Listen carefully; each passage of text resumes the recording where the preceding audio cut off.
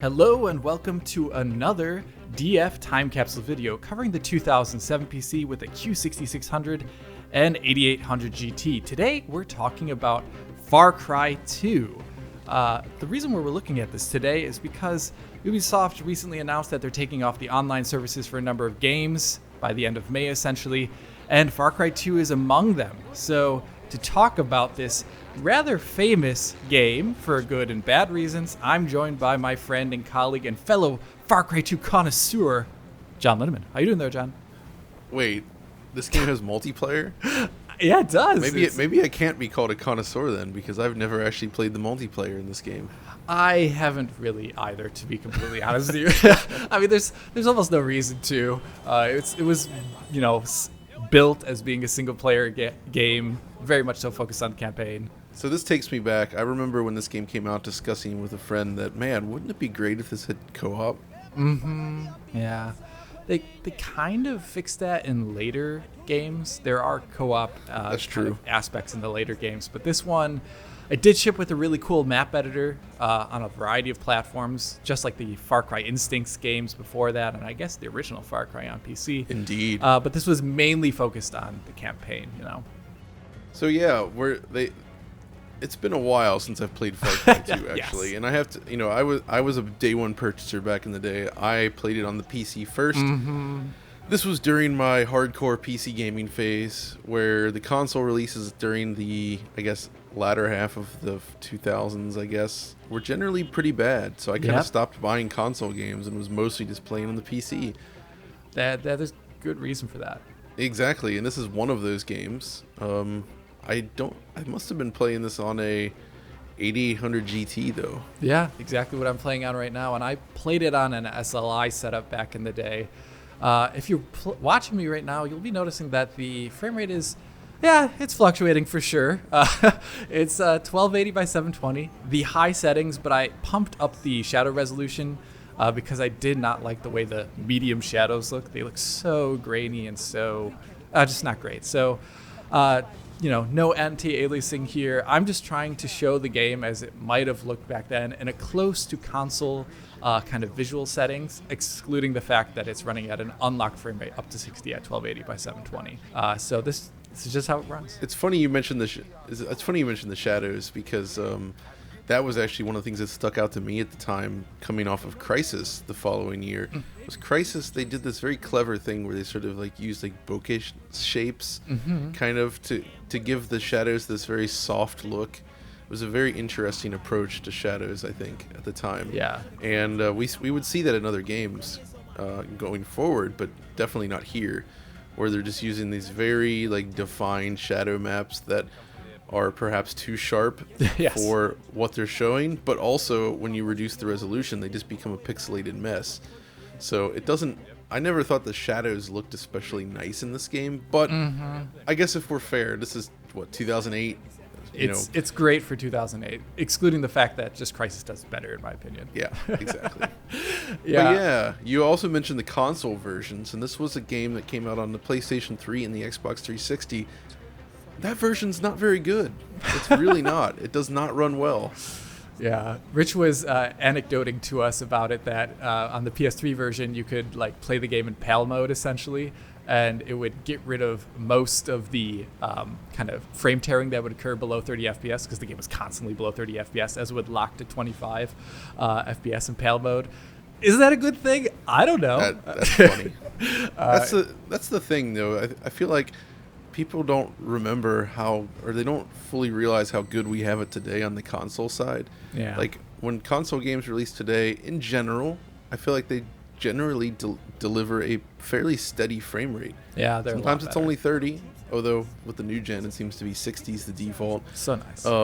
But like on the PS3 and the 360, like most of the time, especially from these big Western studios, I mean, these games would come out and getting to 30 was a pipe dream. Yeah. Most of them did not run anywhere near like a stable 30. Yeah, they were kind of maxing out those systems, GPU, CPU, memory-wise, everything probably. So let's talk a little bit about the tech here. This is running on Dunia Engine, which I think is the Arabic word for world, according to my Google foo. And Dunia is based on the original CryEngine 1 initially. So they built Far Cry at Crytek on CryEngine 1, and then Ubisoft had the rights to Far Cry. Crytek went off to make Crysis and CryEngine 2, building off of that. But then, Ubisoft took that engine, kept adding onto it with like games like Far Cry Instincts Predator, real-time shadow maps, changes to kind of like the rendering. But larger changes occurred at some point in time as they were making Far Cry 2, and they decided to dub the engine as Dunia. At which point in time, here I'm going to kind of fall asleep because I have malaria.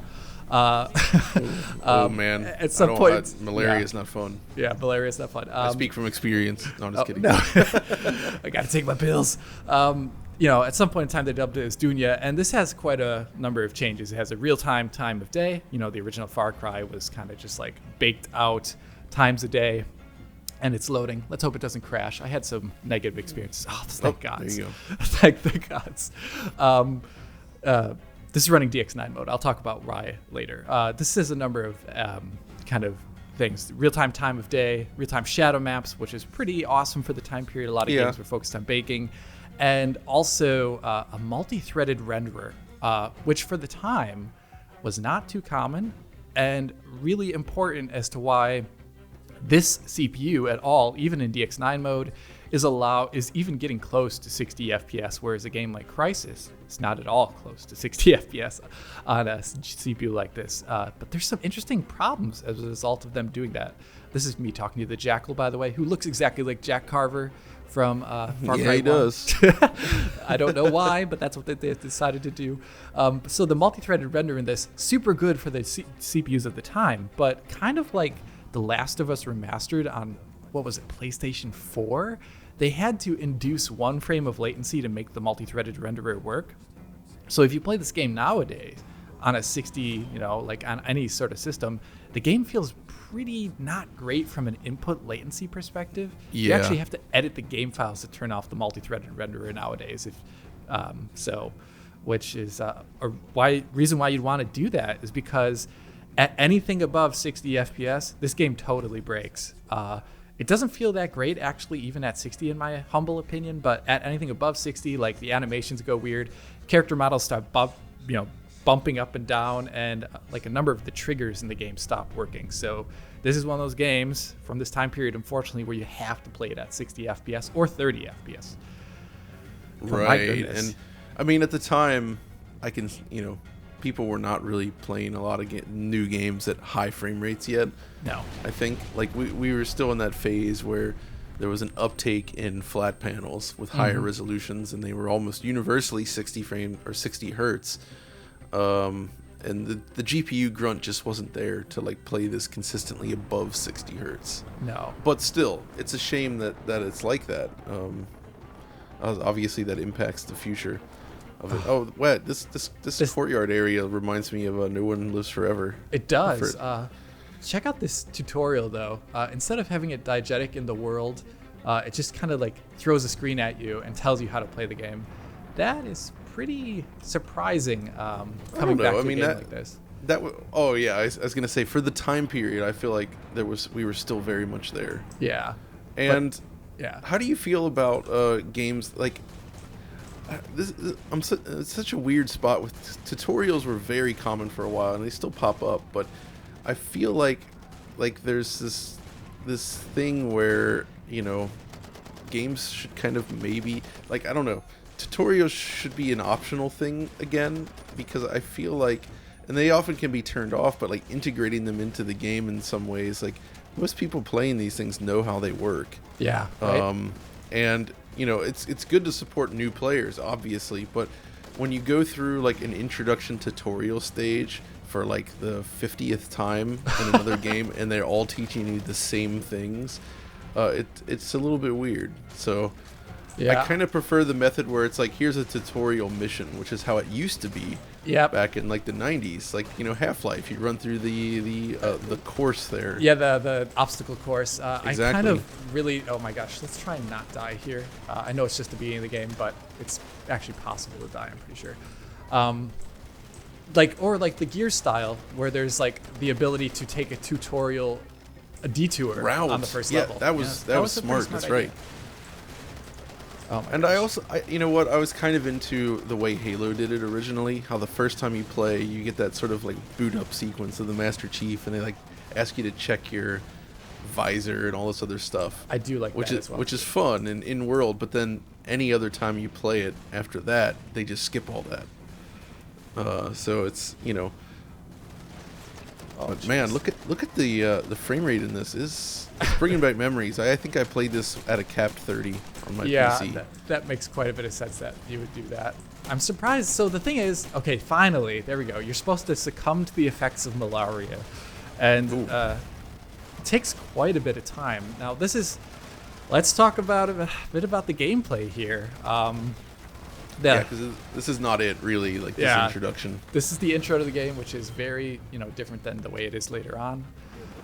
You essentially roam around the world, fulfilling missions, clearing roadblocks, doing the errands of a variety of people as you try and stop this Jackal character from supplying arms to the various sides in this hot diamond-fueled conflict. But the entire time you're also inflicted with malaria, and you have to constantly take pills to kind of prevent the effects of it. Like you lose your vision and things like that. You can constantly like fall on the ground. There's a variety of things that happen to you as a result of you having malaria. And that's kind of like a pestering thing that always in the back of the gameplay. This is really cool, by the way. Just like this system of like healing yourself with showing these animations. They kept that for later Far Cry games. Yeah. That's very cool. But this game, I don't remember it fondly, oddly enough, due to kind of some of the gameplay ticks that it has. I think you and I were talking about this right before we started this video, but this is a game where the concept is really cool. It's a bit Stalker-ish in the concepting phase, but the actual execution is less than awesome. How do you feel about the game, John? Yeah, so this is definitely a case where the concept, as you say, is rather interesting. I really like this idea of a world, that what they're trying to do here with this like, where there's like an element of survival, but you're still kind of progressing through a normal kind of game, I guess. But the issues for me sort of stem from them. So there's two problems. First of all, the world itself. We complain a little bit about open worlds these days, but the problem with Far Cry is that it tries to pretend to be an open world, but in reality, it's extremely constrained in very arbitrary ways, where they essentially build these walls out of the terrain that lock you in. So you think of the world, instead of being a large open map, it's like a series of like tunnels that you move through. And unfortunately, that makes it a little bit tedious, because essentially you're asked to complete the game in a very open worldy style way, but you can only go through these tunnels. Yeah, let's show you a couple of these tunnels right here. Okay, so this is the map, and if you notice, all those little ways are the roads, but if you look between like the sides of the roads, there's these large hills. Essentially every single area, excluding this like area down to the far left, is actually just like a tunnel. It's really weird. I don't know about it.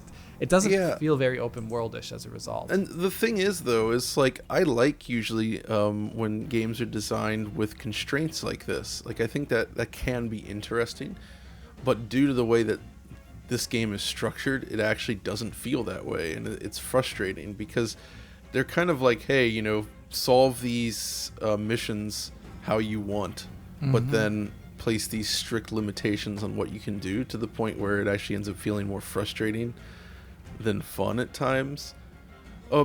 And I guess still, though, it is interesting how a lot of those missions are like they're trying to be systemic with it, right? Where it's like, these are the things you have to do. It's not just like a normal scripted style mission all the time. So it feels like there's a little bit more planning into what you have to do to win, from what I recall. You definitely do. You do scout like an area out. You can sneak around. It is very much so. The later games did take from this, the Ubisoft mentality, to a semi-sandbox gameplay where you have an objective, and it's usually like a small grouping of enemy soldiers, and you can sneak in there. You can do go mayhem, cry havoc, let slip the dogs of war, all that good stuff. But at the same time, the more constrained play space here, I don't know. I've been playing it recently and kind of getting prepared for this video. I did play to a bit further in the game, which we'll load up in a second here, because the initial opening part of this game is actually pretty boring to show off, excluding this first sign of mission where you get a kind of sense of how the open world is. Like, here we are in this, I don't know, valley hallway, essentially, which is part of the it's a valley hallway. It's a valley hallway. Well, you know what, Alex, and here's the other problem is and people have talked about this a lot. There's these checkpoints throughout, right? Mm-hmm. And enemies just respawn there endlessly. And I can kind of see why, to a degree, because, they want to keep the player engaged in combat at points. But the problem, I feel, is that the world itself, it feels like you never make an impact on anything, right? It does. There's no persistence there. And I feel like this almost hallway-like design could work if it actually felt like you were making a difference, so to speak. And because you're not, it almost feels more like it reminds me of playing like some kind of randomly generated dungeon crawler. And I actually can enjoy those, but this doesn't have the mechanics of a randomly generated dungeon crawler, so it doesn't kind of work for me. I'm gonna 100% agree. I do like a lot of the diegetic stuff that's going on here. By the way, if you see, like, when I take out my map, that is really cool. That is really cool. Like all the really nice. Is he facing me? No, he's not. Okay, sneaking up.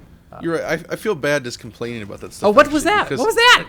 Well, that's Far Cry 2. I don't even know what that was about. But conceptually, this stuff is interesting. Yeah. Like, what you're doing for the time, I definitely see a lot of potential here. And this was also, they really tried to do, like, I think it's neat how, and you know what, this actually reminds me a little bit of something I liked in Days Gone, where, taking your bike across the map was a little bit of a journey because you'd run out of gas. That's a good point. You needed to do maintenance and other things along the way. Basically, you always needed to get supplies, but you kind of had to plan for it. And you could be driving along and suddenly you're out of gas and you're like just stuck out in the middle of nowhere. And like, okay, now you need to go into this nearby town that might be filled with zombies to like scrounge for gas. Yeah. And it's like an unexpected stop along the way. And that itself becomes like a storytelling mechanism, even though it's not actually a scripted kind of mission. Yeah. And I feel like that's what they're trying to do here.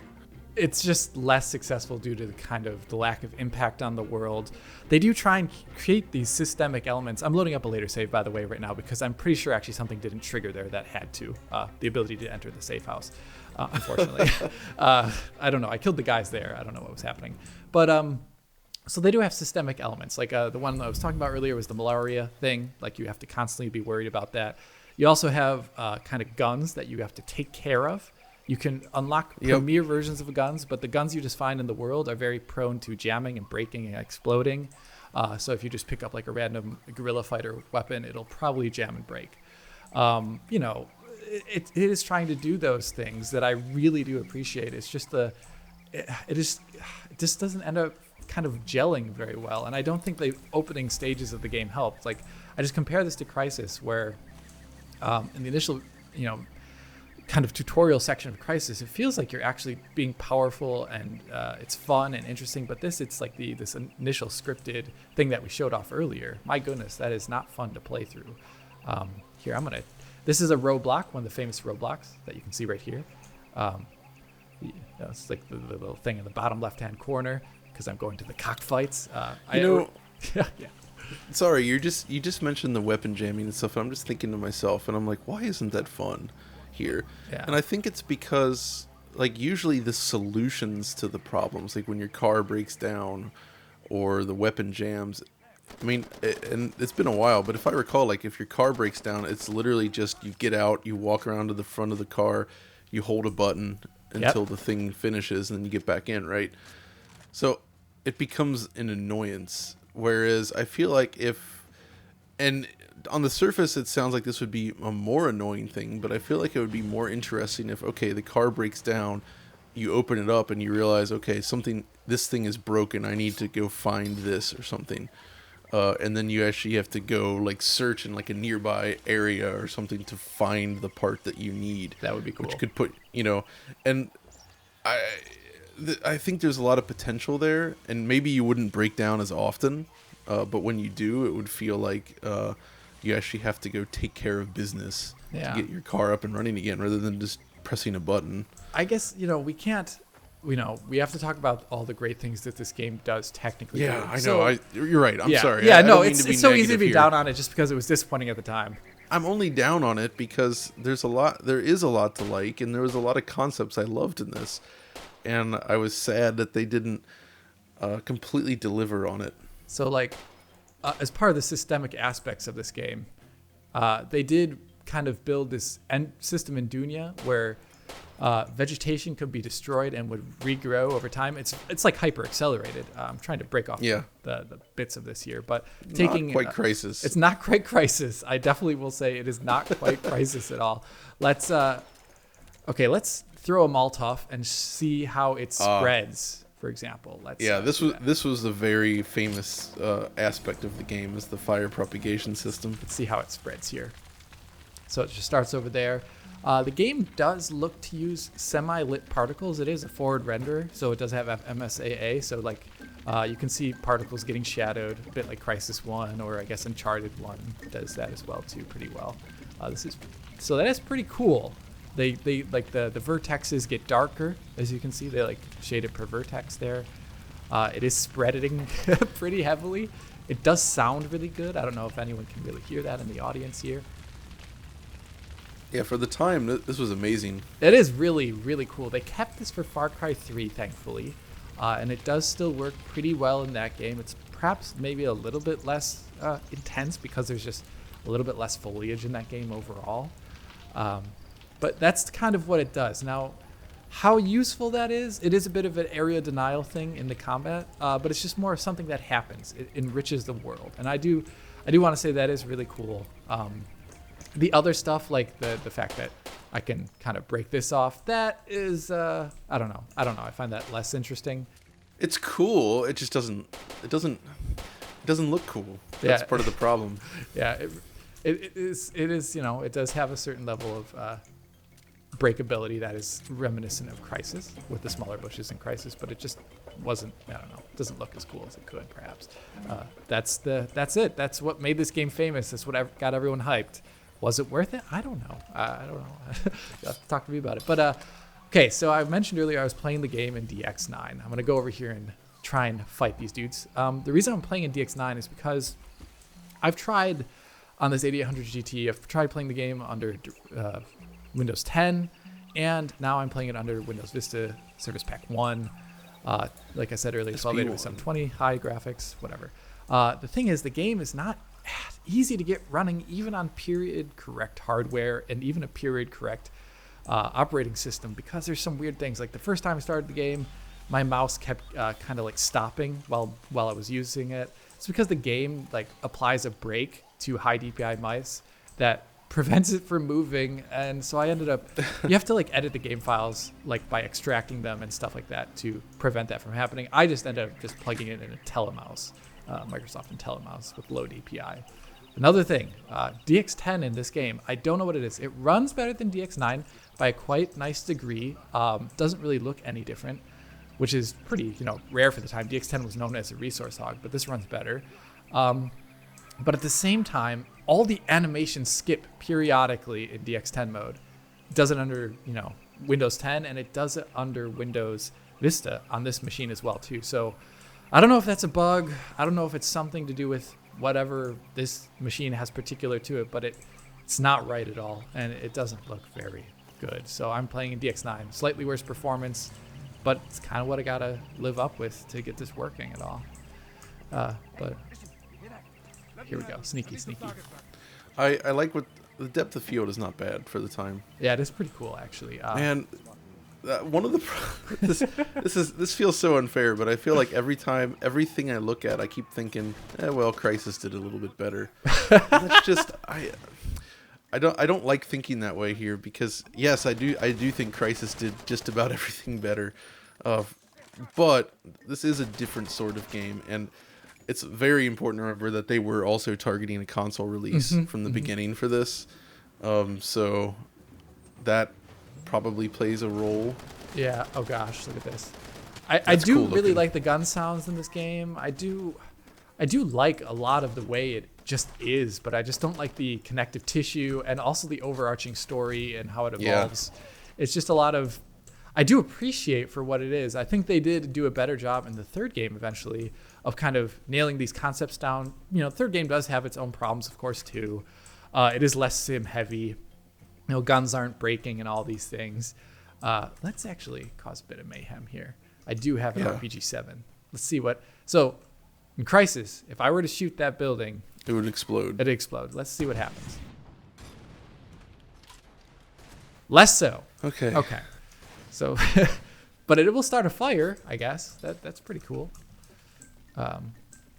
Ooh. I do have, so the last time I played this game was 2018 when I was making I think it was my second video for DF, which was looking at the differences between Far Cry 2 and Far Cry 5 because there was that controversy regarding the game. The enemy do have a surprising amount of health. And I, back then, I don't know, I came back to it. That's cool. I mean, not super physicalized, but it's quite a bit better. Let's shoot right there and just see. Man, it really is. It's close release time frame to Crysis. I think that, and sort of the themes and history here that makes it so comparable to Crysis, I guess. Because, like, you know, we're just talking about, oh yeah, Crysis has these meshes that you can assemble that break apart when you blow them up, right? That was a very unusual thing. That was a huge feature in Crysis, like, but pretty much nobody else was really doing that, right? No. So again, it's a case of where it's a little bit unrealistic to have expectations for that to be in this game, just because that was an unusual and demanding feature. So we know that it's feasible on the consoles eventually, like when Crysis got ported. Not that it. You know what though? Actually, I'm not sure if that Crysis 1 port probably runs similarly to the Far Cry 2 conversion actually, and it doesn't have screen tearing, so I don't know. Oh gosh, see, like, here we go. Here's another group of guys. Just kind of going through clearing these variety of outposts. That guy took at least, 5 7.62 millimeter bullets in him. Yeah. Wow, he is tough. Step back. Yeah. Walk straight back. Look at the water there, and the way it intersects the terrain. Yeah. Along the edges. It's just hard. And line. the stark reflection combined with that hard line, like that kind of stuff. That really contributes to. Yeah. I get exactly what you're saying. It is like, if you just like comparing always to Crysis, the thing, but like, having like a shoreline with a level of like alpha opacity here. Maybe there's a slightly different texture at the area where it intersects too, to like kind of a sandy, beachy, not beach, but sort of a sandy texture to show the transition between the two and that kind of stuff. There's ways around that. And I will say though that the actual reflection work is pretty good. It is pretty sweet. I can see through the building, interestingly here. Yeah. But ooh, safe house. So this is where you. They're just using planar reflections, right? It looks like. Yeah. Which makes sense. Which makes sense for the time period. Crysis also used planar reflections. Planar reflections are awesome though. Like, let's not knock them. They're really good for flat surfaces of water. So it's 9 a.m. Let's go to. This is a 12-hour clock. Let's do it at 3 p.m. And this is okay. Very That's reminiscent. Cool. That is very cool. Actually, I love that. The time of day change. Playing Metro Exodus does the same thing. Actually, interestingly enough. Let's save and continue. I wish it would be funny if they had a mode where you could super accelerate the sun and moon or just the time of day, similar to Quake 2 RTX. Oh, I would love that. This constant shadow changes. This looks a lot better. I think another thing that this game does is, if you've been noticing, everything's super brown and gray. The game comes around this time when pixel shaders are getting to be more used more often. This game is just a pixel shader showdown. But they Look at the terrain though below you. Yeah. Like if you go not there, but like back on the little island. Yeah, sure. It's just like this very repetitive looking texture somehow Yeah, that just it's weird. Yeah, I do agree. It's lacking a lot of kind of variety, second level reads, third level reads, and things like that. It is just a very first level read when you look at it. But I was gonna say this game's very brown and gray. I was gonna say ground and bray. It's because they're using post processing, and it's kind of skewing the game Resident Evil style towards this brown. You can, I think, actually disable that. And give the game a bit of a greener luster. Let's see. Well, you know what, the brown kind of I guess aesthetic they're going for kind of fits, I think, because it has that very dusty, super hot kind of feel. Like I feel like they're conveying the atmosphere that they're going for pretty well right now. It is. It's just, you know, this like many other games. So real-time time of day changes with shadow maps adjusting, all this kind of stuff, that was still relatively new, I think, in 2008. And developers were starting to encounter one of the biggest problems with that is just certain times of day look ugly. Right? Whoa. Honestly, that was awesome. That did look that really was pretty cool. Like that looked good. Oh my gogosh, my car's on fire. Okay, see, this is actually a cool moment. That was neat looking. That was really well done. That's there's interestingly no Z feathering on the particles. That surprises me. Yeah, I know.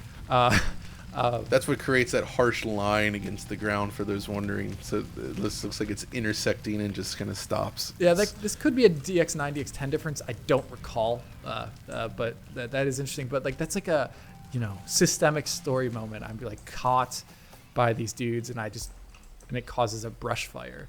And now you're stranded out there on foot. Yeah, I don't want to use my car anymore. It's busted. That's cool. Like, it's moments like that actually sort of make me think of the potential this game could have had. Mm-hmm. Yeah. So now we're going to one of the kind of more rarer savanna areas in the game. Like I said, looking at earlier at the map, it's actually, in terms of the entire game world, like there's just two of them almost. So it's something this is the area of the game where I think it looks the best, though. The way the grass intersects with the terrain and like the lack of any sort of ambient shadowing or anything like that, it looks really weird. Yeah, it does look super glowy. It is, you'd see the exact same thing in Oblivion, which we played also on this exact same PC that's right. recently. Well, a year ago now almost. We'd say that same thing. Crysis had the big advantage of basically inventing screen space ambient occlusion, which this game does not have, obviously. Yeah. Crysis again. Man, yeah, absolutely. Yeah. Again, though, and that's just, we think this way because of the comparison, but this Foliage system was actually pretty good for the time compared to its contemporaries, except Crysis. Yeah. So it's not bad or anything. It's just you really sort of notice some of these limitations when you go back and look at it again. Mm-hmm. Yeah. And a lot of this would be addressed in Far Cry 3. Yeah, Far Cry 3, SSAO, tons of... It just feels much more polished. It feels super polished, actually. I played it again recently. Now let's see if there's any baddies. There's baddies over there. So they do kind of take a binoc system cue from a lot of other games. Crysis also had this too, where you can tag enemies. Yes, I'm mentioning Crysis again. You can tag enemies, scout out the area. Pretty useful. There is no really like a mini-map equivalent like Crysis, so you like the tagged enemies. It doesn't help you as much as in that game because you don't have a super suit on. But my gosh, look how try-hard this guy is. He has a... you can pick characters that you play the game as, and they have like all slight differences, I'm pretty sure. But for mine, he has a tattoo on his arm that says "Morte" or "Morte." Ooh, he's so badass. Man, this area looks really great. It does look so good, doesn't it? Yeah. And I'm just thinking about constraints again. We were just talking about the hallway-like design of this map, and I really think whether or not a level design works, it has to do with the design itself and how well it's integrated into the game. Like, I'm thinking back to like 2004. You have Metal Gear Solid 3, Snake Eater, right? Right. That's constrained, right? That has very constrained areas, but each area you visit is very carefully designed, and it's very satisfying to play through them. Crysis is technically more, I guess, kind of more like in many ways it's more constrained than this because, and I think this is brilliant, it is just a series of large open maps that ultimately sort of, they're like wide but linear. It's wide linear, and I love that kind of design. I love it too. Where it feels very handcrafted, and there's a lot of different ways to approach it, but it's not just aimless. This, however, feels like some sort of weird fusion between like a Bethesda-style open world, but then also it's more constrained, but without the chops of some of the better crafted levels you'd see in other games. So, but then occasionally moments like this, like in this open savanna area with this little town here, This like, feels great. You start to feel the potential of what they were trying to do, and it's like, okay, I can see what they're going for, and this almost works. Okay, so how do I do this? Because they are pretty vigilant in their guards. Can you break that door? I can break it technically, I think. Maybe. That's but it would make a lot of noise, I'm afraid. Yeah. Oh, okay, so there's a guy over there now. What happened? Oh. There's a guy over there. It's a little Okay, bit the hard. way you reacted to that. Okay. Scared the heck out of me. So let's see here. There's another one coming up right here. Okay. I'm gonna. Oh. Okay. He sees me, I think. Oh gosh. Oh yeah, he sees me. Crap. He switched to his pistol. Very kind of him. There he goes. He takes I'll see a that lot little- of bullets, though. That tiny bit of physics interaction with that wooden slat there. That was cool. Yeah, it is. Uh-oh. That was a nice death animation. It wasn't full ragdoll. That was nice.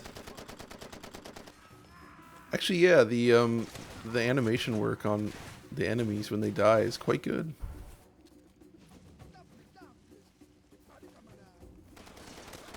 This was such a weird era for shooters. It is. A lot of developers were trying to find themselves. It almost felt like this was post Call of Duty 4 Modern Warfare with its super scripted, overly scripted Yep. linear campaign. But there was still like this, like, we weren't that far removed from stuff like Half-Life and Doom 3 yet, which were also pretty scripted, but like not like Call of Duty way. Like it was a little bit more old school in its design. I don't know. It was a weird moment for FPS games. Sure was. Check out this gun. It's like super rusted. It'll probably explode in my hands in like 5 seconds. So I'm presuming I can start a fire there. Let's see here. There's an oil spill or something. Let's see what happens. I missed it. Literally just missed it. There we go. Oh, there it is. That's pretty cool. That's fun. Yeah, that's fun. I mean, we'll see what it actually means. Not too much. And it really needs Z feathering on those particles. It really does. Let's. There's another guy around here somewhere. I don't know. He just kind of disappeared. Decided he was tired and he didn't want to play with us anymore. Oh my goodness. Yeah. So like another thing you can see right here in terms of gameplay is if you look at that little mini map, the GPS, there's a green light flashing there, and this actually, it's like Assassin's Creed style. Oh, there he is. It's the diamonds, isn't it? It's essentially there are a bit of collectathon aspects to this game. Another aspect that I would say is less than thrilling to come back and play it all these years later is that there are diamond caches located throughout all the game world, and that is how you upgrade your weapons, essentially collecting them. And you have to search for them using diegetic elements like these green flashing lights. You can also see them technically on your map when you break it out earlier when you're not in the car, things like that. So that was a very smart change they made with Far Cry 3. And maybe it's been overdone now, but the idea of crafting for upgrade, where it was like, okay, you want to upgrade this thing, so you have to hunt these select animals and find this kind of material. And it's more like natural in-world kind of searching, and there's actual actions tied to that. Yeah, hunting versus just searching around a house for a small box. My goodness, getting flashbacks to playing this game in 2008 right now. Wow. Oh, yeah. Let's see, how long does this weapon last it? So far, so good. Not bad, AK. You're known for your durability. Not bad. Oh, your Jeep is smoking. One thing I think that happens with the Jeep in this game is we'll see when I get over here because I'm going to drive it straight in, but I'm not sure if it keeps your inertia, Crisis style. Oh my gosh, look, a little bit of fall. Ooh, that's cool. Okay, look at that. That's a beautiful moment. Yeah, it is. Until you crash. Oh. Okay, so there should be some dudes over here. Let's try and drive. I like the way this area looks. Yeah, me too. They got this down really well. Okay, let's hop out. Oh, okay. Well, it slows down really quickly after you get out. It doesn't. But it went through the fence. It did.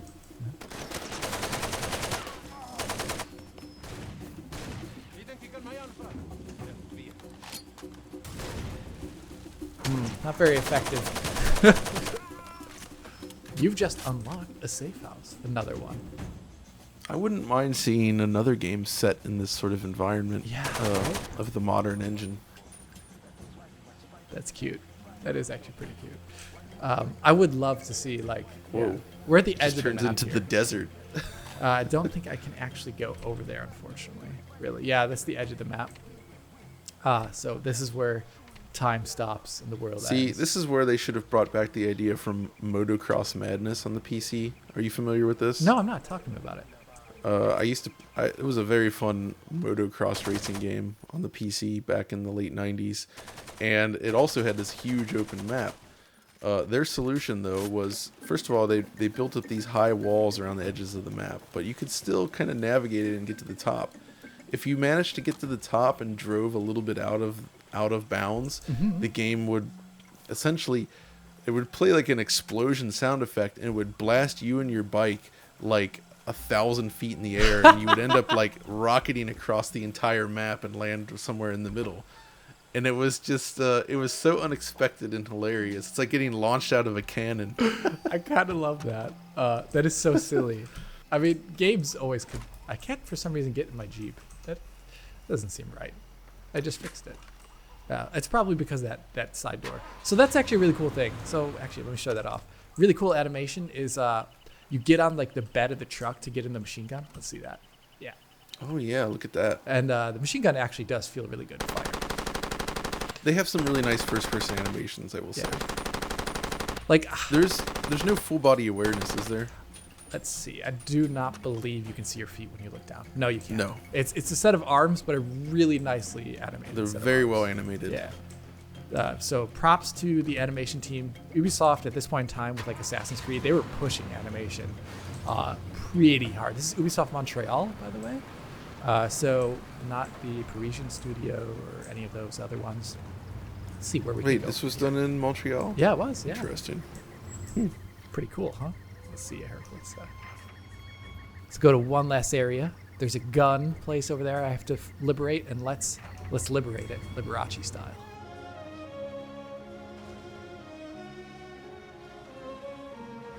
Once again, hearing the soundtrack, I'm just transported back in time. I'd say the soundtrack is like maybe the less interesting aspect of this game. It is pretty subdued. I guess if they're going for an atmospheric thing, it works really well, but it doesn't have as much like driving tracks to make the combat feel super exciting at times. It's just okay. It's just okay. There we go. Does this have weather? I can't remember, actually. I cannot remember the game raining. It may. I don't want to say it doesn't, but I can't remember that. We haven't encountered it yet. Yeah, That's fair. Let's get out right here and see if this is the place I'm supposed to go. Yeah, it is. I can buy some guns in here, but I think I have to first liberate it. Any dudes here? No, there aren't. Okay, well, maybe I made a mistake. It looked like there was... What? Oh, I have to take my Malaria pills. Oh. Num num num. Like, I guess there are no baddies here. It's interesting. Okay, let's go in my safe house really quick, like, pick up one other gun, see what other guns we got here. Wow. That's pretty awesome in terms of guns here. There's an RPG I can put down right here. You need a purpose. Okay. Whatever. Let's exchange the RPG for a crossbow. Ooh, and that sounds fun. the pistol for a double-barreled shotgun, sawed-off, and my primary shotgun for a tactical shotgun with a silencer. This is awesome. Okay, I'm happy with this. Let's go out into the world and kill one last group of baddies to finish this off. Interesting. It says it only has one shell in the chamber. That's not right. Oh, it ejects 2 at the same time. Okay, and it counts as 1. Oh, I see. Yeah, it's pretty weird. Very different. Not Doom 3 stuff. I guess it just indicates that you have a single shot. Yeah, that's a good point. Okay. So, yeah, there's one in the middle right there, essentially this mini-map section of a guard post that I can liberate. Going back to other games from this time period, I am getting recollections of, look at what I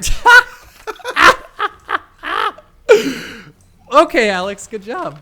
I am getting recollections of, there are other games like this, like Red Faction Guerrilla has similarities to this game. There's a lot of other kind of like Prototype. I guess the what's the name of that other open world game from? They made Second Son. What is the name of that game called? Oh, Infamous. Infamous. Yeah, just like there was a Sucker Punches games. Sucker Punches games. Yeah, thank you.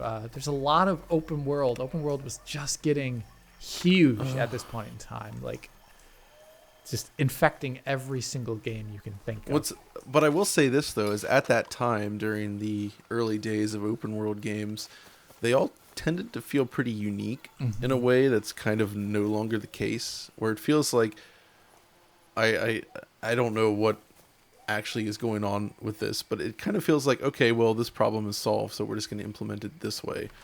And there's just this like open world games feel homogeneous now, where it's just like it's all kind of the same thing in a lot of ways, and there's not a lot of unique elements, and you just kind of know what to expect. Yeah, like this is really, really, unique in a lot of ways, in spite of it not being something that we're very happy with in the end in terms of how it plays.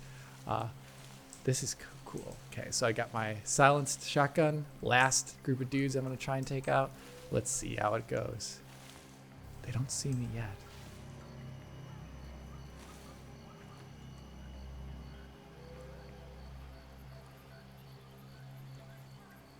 Well, is that one of those boats down there? Yeah, it is. I'll take it as we'll go off into the sunset with the boat to end of this video. Oh, sneaky, sneaky. Your silenced shotgun. Yeah. See what happens. Let her rip.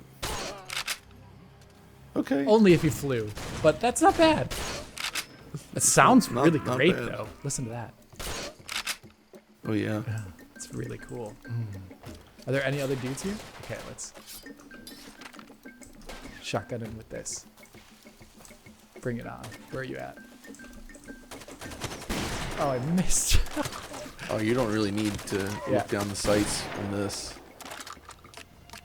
That's not bad. Really satisfying. I think, John, though, we have Far Cry 2'd it out for a while now. What do you say? Yeah, that's sure. I feel bad. Like I maybe complained a little bit too much during this, and I don't mean to be too harsh on this. It's just it's interesting to discuss this. I think because there's so much going on in this game that is really fascinating. But because it's been so long since I've played it, it's almost difficult to even put into words. I agree. What was so interesting at the time. But a lot of its limitations just stand out, and it's more of just like a critical discussion or thought piece on, okay, what was this game trying to do and why did it fall short? Yeah. But despite that, I still think it's cool. It's interesting that they tried this. Look at this. Okay, I love the way we're ending this off. Yeah, I have complicated thoughts on this game. I do really appreciate what it's doing from a technical and game design perspective. I just don't think the execution lent itself to a very fun experience always. And I do think the open world, even though we're in the best part of it right now, the savannah, I do think most of it feels like really constrained kind of hallways, oddly enough. And you spend a lot of the game playing that way, actually. You're not always here. It's better in Far Cry 3. Far Cry 3 does the open world aspect quite a bit better while, not doing the sim aspects nearly as coolly or interestingly. But I think that's enough for now, and I really thank you, John, for joining me for this video and talking to me about Far Cry 2. Sure, Alex. And if you did enjoy this video, this look back on this old machine running okay at times, pretty bad at other times, but running pretty okay in DX9 here, well, please hit that like button and subscribe to the channel. If you're already a subscriber, hit that little bell in the corner to be informed as soon as Digital Foundry posts a video. If you want to talk to me about Far Cry 2 or this old PC, write a comment below, or follow John and myself on Twitter. And of course, look at us on Patreon. And as always, this is Alex saying Auf Wiedersehen und... Well, you already said it.